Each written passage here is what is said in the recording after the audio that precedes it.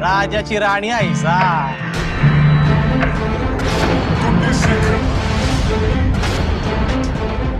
जोखीम घ्यायची सवय आहे.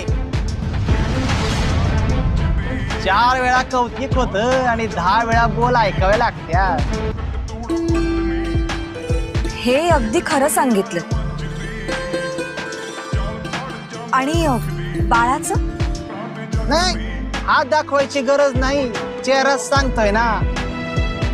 बाळ बाळ काळावर राज्य करील.